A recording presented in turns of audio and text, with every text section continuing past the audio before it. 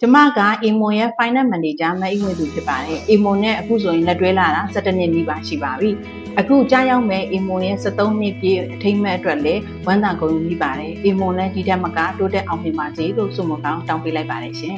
။ ကျွန်တော်က Emo Consulting မြန်မာရဲ့ IT Department ကသူရင်ထက်ဖြစ်ပါတယ်။ကျွန်တော် Networking Engineer အနေနဲ့လုပ်လုပ်ခဲ့တာ10နှစ်ရှိခဲ့ပါပြီ။ဒီကာလအတွင်းမှာတွေ့ကြုံသည့်များစွာနဲ့ပျော်ရွှင်စရာများစွာကိုရရှိခဲ့ပါတယ်။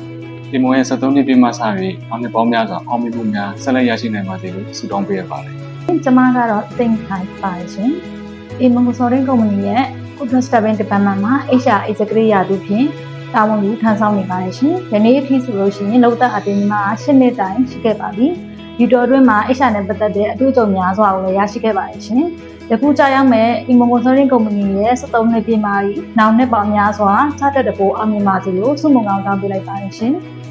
ညီမကတော့မတင်သင့်မှုဖြစ်ပါတယ်ရှင်။ Emo Consulting မြန်မာ Company ရဲ့ Finance Department မှာတာဝန်ထမ်းဆောင်ခဲ့တာ9နှစ်ကျော်ခဲ့ပြီပေါ့နော်။အခုလို9နှစ်ကျော်တဲ့အထိအတူလက်တွဲလှုပ်ဆောင်လာတဲ့သူတွေအကုန်လုံးလည်းကျေးဇူးအများကြီးတင်ပါတယ်။ Emo Consulting မြန်မာရဲ့73နှစ်ပြည့်အထိမ်းအမှတ်မှာစပြီးတော့နောက်နှစ်ပေါင်းများစွာတိုင်အောင်ရည်ရှိတည်တံ့ပြီးတော့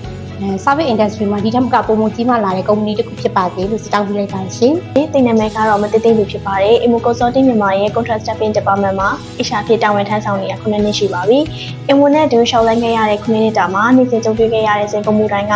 တိတ်ကိုပုံမှန်ရတက်လာစေပြီး HR တယောက်အဖြစ်ပုံမှန်တွတ်တက်လာအောင်သင်ကြားပေးခဲ့ပါတယ်။ဒီနေ့ Emo ရဲ့73နှစ်ပြည့်မှာ Emo နဲ့တူတူရှိခွင့်ရတဲ့အတွက်လည်းဝမ်းမြောက်မိပါတယ်။ Emo Consulting မြန်မာဒီထက်မကအောင်မြင်မှုတွေရရှိပြီး service industry မှာနှစ်ပေါင်းများစွာဆက်လက်ရည်တည်နိုင်ပါစေကြောင်းနဲ့ဆုမွန်ကောင်းတောင်းအပ်ပါတယ်ရှင်။